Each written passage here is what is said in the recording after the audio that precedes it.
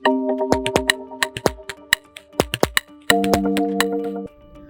Morning बच्चों।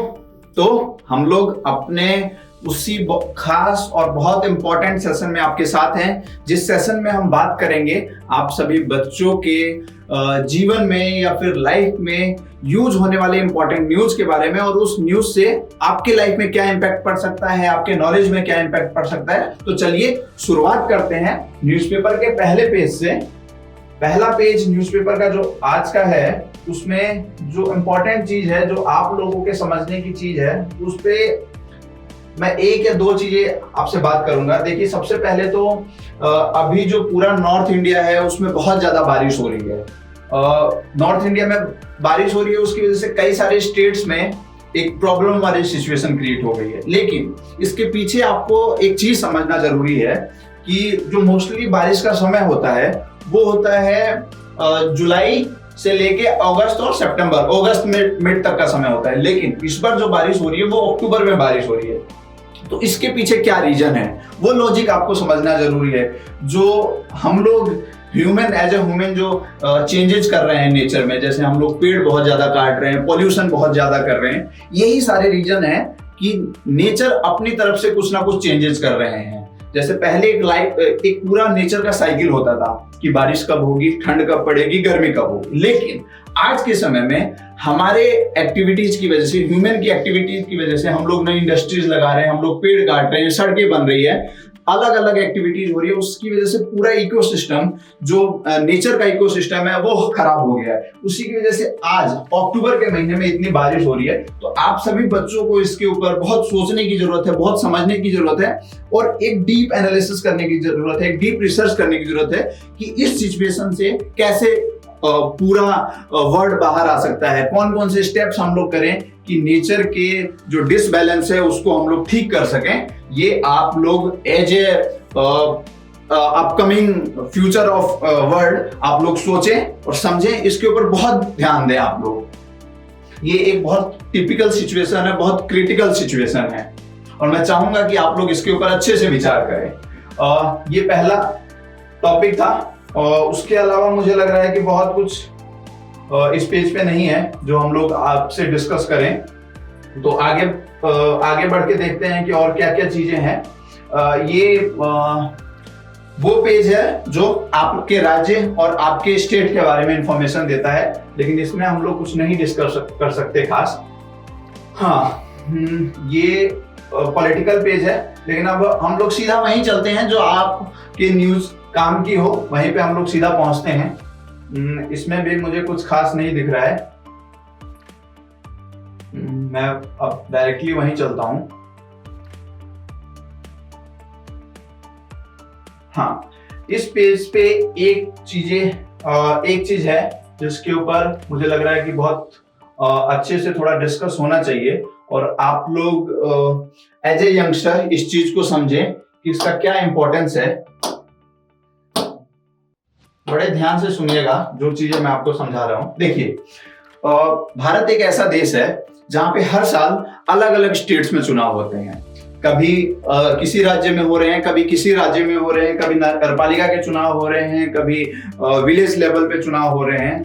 लेकिन इसका एक नेगेटिव इम्पैक्ट भी आ रहा है कि हाल के दिनों में हमने देखा है कि बहुत सारी ऐसी पॉलिटिकल पार्टीज हैं जो अपने वोटर्स को अट्रैक्ट करने के लिए अलग अलग फ्री स्कीम्स चलाती हैं। जैसे कई स्टेट्स में फ्री स्कीम क्या होता है कि आप अगर हमें वोट देंगे तो आपको फ्री में मिक्सी मिलेगा, आपको फ्री में वॉशिंग मशीन मिलेगा, कई जगह बिजली फ्री में दी जाती है, कई जगह पानी फ्री में दिया जाता है, XYZ बहुत सारी चीजें हैं जो फ्री में बांटी जाती है। लेकिन अब क्या चर्चा हो रही है पूरे देश में कि उस फ्री की चीज को देने के लिए जो स्टेट है या जो कंट्री है उसके ऊपर कितना बर्डन हो रहा है, इकोनॉमिकल बर्डन कितना बढ़ रहा है। क्योंकि अगर सपोज कीजिए कि कोई भी छोटा राज्य है, किसी भी राज्य में 2 से 3 करोड़ 4 करोड़ लोग बड़े आराम से रहते हैं।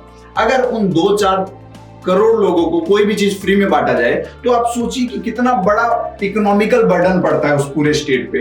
तो इसी के ऊपर पूरा डिस्कशन चल रहा है कि जो फ्री की चीजें चुनाव के समय में बांटी जा रही है, चुनाव के बाद बांटी जा रही है, उसका नेगेटिव इम्पैक्ट देश के ऊपर कितना पड़ रहा है, और इसी के ऊपर डिस्कशन चल रहा है। मुझे लग रहा है कि आप सभी बच्चों को भी इसके ऊपर सोचना चाहिए कि हमारी इकोनॉमी के लिए, हमारी कंट्री के लिए, हमारे डेमोक्रेटिक सिस्टम के लिए ये पूरी चीज कितना नुकसानदायक है। तो इसी के ऊपर ये पूरा आर्टिकल है, बहुत अच्छा आर्टिकल है, बहुत इंसाइटफुल है और हम सभी की आंखें खोलने जैसा आर्टिकल है। तो आप सभी लोग इसको जरूर पढ़ें, समझें थोड़ा इसके ऊपर। मैं ये नहीं कह रहा कि आप बहुत डिटेल में पढ़ें, लेकिन हाँ, आप लोगों के माइंड में एक क्रिटिकल एनालिसिस जरूर होना चाहिए इस पॉइंट को लेकर। उसके अलावा एक और पॉइंट है जिसके ऊपर मैं थोड़ा सा बात करना चाहूंगा। देखिए, जो अभी भारत में क्या हो रहा है कि जो चिप होती है, अलग अलग चीजों में वो चिप लगती है, वो चाहे मोबाइल में लगे, लैपटॉप में लगे, कुछ व्हीकल्स में भी वो चिप लगता है।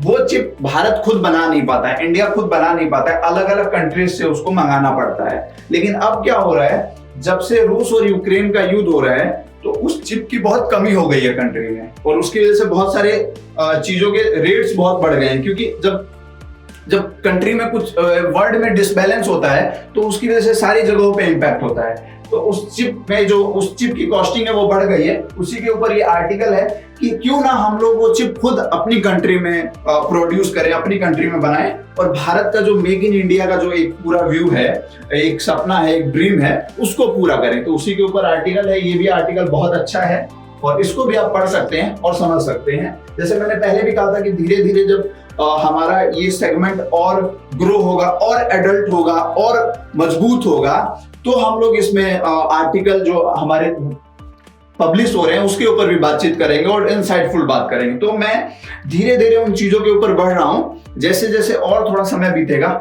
इस पे हम लोग घंटों घंटों डिस्कशन करेंगे, जिससे आपका जो व्यू पॉइंट है वो बहुत क्लियर हो जाए। हाँ, ये उसी के ऊपर पूरा आर्टिकल है। चिप की कमी का समाधान निकालने में जुटी कंपनियां। अब सारे ऑटोमोबाइल कंपनियां, मोबाइल कंपनियां, लैपटॉप कंपनियां, सब लोग ये एक कंक्लूजन पे जा रहे हैं कि हम लोग अपनी कंट्री में उसका प्रोडक्शन कैसे करके जो कॉस्टिंग है वो भी कम किया जाए, और उसके साथ में जो इंडियन कस्टमर्स हैं, जो हम लोग सभी लोग इंडिया में रह रहे हैं, उन लोगों के लिए एक रीजनेबल प्रोडक्ट कैसे ऑफर कर सकें। हाँ, एक और पॉइंट है जो मैं चाहूंगा कि आप सभी बच्चे इस एज में समझ लें। देखिए, आप सभी लोगों ने चेक जरूर देखा होगा। चेक जो होता है कि आप किसी को चेक पे उसका नाम लिख के देते हैं, और वो चेक जब डिपॉजिट करता है तो आपके खाते से अमाउंट उसके खाते में चला जाता है। चेक का बेसिकली ये काम होता है, और आप नहीं जानते तो जरूर जानें, अपने पेरेंट्स से बात करें कि चेक क्या होता है और उसको देखें आप। तो मैं आपको बताना चाहता हूं कि अब क्या नया एक फर्दर एक्सपेंशन हुआ है, फर्दर अपडेट क्या आ रहा है। पहले क्या होता था कि अगर आपने किसी को चेक दे दिया और आपके खाते में पैसे नहीं है तो चेक बाउंस हो जाता था और इस पे लीगल एक्शंस भी होता था। लेकिन अब आरबीआई क्या कर रही है, अगर आपका चेक बाउंस हो गया है और आपके पास कोई दूसरा भी अकाउंट है, तो आपका चेक बाउंस होने के बावजूद भी दूसरे अकाउंट से भी आपका पैसा डिडक्ट हो जाएगा। चेक बाउंस हुआ तो दूसरे खाते से काटा जा सकता है पैसा। इस चीज के ऊपर सरकार काम कर रही है कि अगर आपका चेक बाउंस हो जाता है तो दूसरे अकाउंट से पैसा लिया जाएगा। मतलब जिस अकाउंट का चेक बाउंस हुआ है उसके अलावा दूसरे अकाउंट से पैसा डिडक्ट किया जाएगा। इसके ऊपर आरबीआई, मतलब reserve bank of India, RBI इसके ऊपर डिस्कशन कर रही है और ट्राई कर रही है कि इस चीज को इंप्लीमेंट किया जाए, ताकि जो चेक बाउंस होने वाली एक्टिविटीज कंट्री में है उसको कम किया जा सके। हाँ, ये पूरा इंटरनेशनल पेज है। इंटरनेशनल पेज पे अगर देखें तो मुझे बहुत कुछ इंपॉर्टेंट नहीं लग रहा है। अब हम लोग सीधा चलते हैं आप सभी लोगों के बहुत चहेते और इंटरेस्टिंग वाले पेज पे। ये है स्पोर्ट्स पेज। स्पोर्ट्स पेज पे क्या खास है? स्पोर्ट्स पेज पे जो इंपॉर्टेंट चीज है वो है कि जो अभी साउथ अफ्रीका के साथ वनडे सीरीज चल रही है, भारत की साउथ अफ्रीका के साथ वनडे सीरीज चल रही है, उसका दूसरा ओडीआई, सेकंड ओडीआई ने इंडिया ने जीता है। सेकंड ओडीआई इंडिया ने जीता है, और ये ओडीआई, ये मतलब वनडे मैच कहां हुआ था? रांची में हुआ था, जो भारत ने जीत लिया है। और अब सीरीज 1-1 का बराबर हो गया है, 1-1 बराबर हो गया है। पहला जो मैच हुआ था वो लखनऊ में हुआ था, जो साउथ अफ्रीका ने जीता था। दूसरा रांची में हुआ है, जो भारत ने जीत लिया है। सीरीज 1-1 बराबर हो गया। अब तीसरा मैच दिल्ली में होगा, और कब होगा? कल होगा। उसके बाद डिसाइड होगा ये सीरीज कौन जीतता है। इससे पहले जो T20 मैच था, T20 सीरीज थी, वो भारत ऑलरेडी जीत चुकी है। तो इस तरीके से आगे अगर हम लोग बढ़ दें तो कुछ खास नहीं है। ये सारा वही पेज है जो हम लोग हमेशा बोलते हैं कि आप लोगों के इंटरेस्ट के बेस पे ये पेज है, या अगर आपका इंटरेस्ट एंटरटेनमेंट में है, आपका इंटरेस्ट हेल्थ में है, तो आप इन पेज को पढ़ सकते हैं। अब एक बहुत इंपॉर्टेंट हम लोग पॉइंट पे जाएंगे। जैसे कि आप सभी जानते हैं कि आज है मंडे, और आज ही के दिन मॉर्निंग में एक पूर्व मुख्यमंत्री रहे हैं उत्तर प्रदेश के, जो भारत का सबसे बड़ा जनसंख्या के पॉपुलेशन के हिसाब से राज्य है, पूर्व उप मुख्यमंत्री मुलायम सिंह जी, वो सुबह आज उनका देहांत हो गया। तो हम लोग सोच रहे हैं कि आप सभी बच्चों को उनके बारे में पता होना चाहिए कि वो पॉलिटिकली उनका कैरियर कैसा रहा, उन्होंने क्या क्या अचीवमेंट्स किए। तो उसी के ऊपर हम लोग एक छोटा सा उनके लाइफ के बारे में, कि उन्होंने क्या क्या अचीव किया, किन किन पोस्ट पे रहे, उसकी एक सीरीज बना रहे हैं। तो आप सभी लोग समझ सकते हैं। तो सबसे इंपॉर्टेंट जो चीज है मुलायम सिंह के बारे में, वो है कि वो 3 बार चीफ मिनिस्टर रहे हैं। मतलब भारत के सबसे बड़े स्टेट के 3 बार वो मुख्यमंत्री रहे हैं। और कब कब रहे हैं? 1989 से 91, 93 से 95, 2003 से 2007, ये 3 बार मुख्यमंत्री रहे हैं। एमएलए मतलब मेंबर ऑफ लेजिस्लेटिव असेंबली, वो 8 बार रहे हैं। मुलायम सिंह 8 बार एमएलए रहे हैं। डेट्स हैं 67, 74, 77, 85, 89, 91, 93, 96। ये 8 बार वो एमएलए रहे हैं। एमएलसी मतलब member of legislative council, Vidhan Parishad के सदस्य वो 1 बार रहे हैं। कब रहे हैं?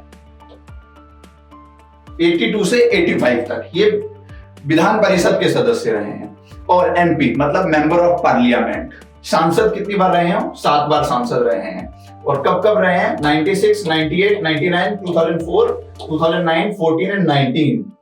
तो इतना बड़ा पॉलिटिकल कैरियर था इनका कि ये 3 बार मुख्यमंत्री रहे, 8 बार एमएलए रहे, 1 बार एमएलसी रहे, और 7 बार एमपी रहे। लेकिन इसके अलावा एक और जो चीज है, जो उन्होंने एक बहुत बड़े पद पे अपना सर्विसेज दी, वो थी कि भारत के डिफेंस मिनिस्टर भी ये रहे हैं। 21st डिफेंस मिनिस्टर रहे हैं। 1996 से लेके 1998 तक डिफेंस मिनिस्टर रहे हैं। डिफेंस मिनिस्टर भी रहे हैं, मुख्यमंत्री भी रहे हैं, एमएलए भी रहे हैं, एमपी भी रहे हैं, एमएलसी रहे हैं। मतलब जो जो इंपॉर्टेंट पोस्ट रही है भारत में, वो सारी चीजों पे इन्होंने सर्व किया है कंट्री को। तो ये एक छोटा सा जीवनी था मुलायम सिंह के बारे में, जो आप समझ सकते हैं, आप याद कर सकते हैं। बहुत इंपॉर्टेंट टास्क था ये, तो हमने सोचा कि आपको इसके बारे में इंफॉर्मेशन दिया जाए। आई होप कि आपको बहुत अच्छा लगा होगा और आप इन चीजों को, इंफॉर्मेशन को याद कर पाएंगे और आगे फर्दर अपने नॉलेज को इनहेंस कर पाएंगे। तो हम लोग मिलेंगे फिर से कल के सेशन में। तब तक के लिए thank you very much and good bye.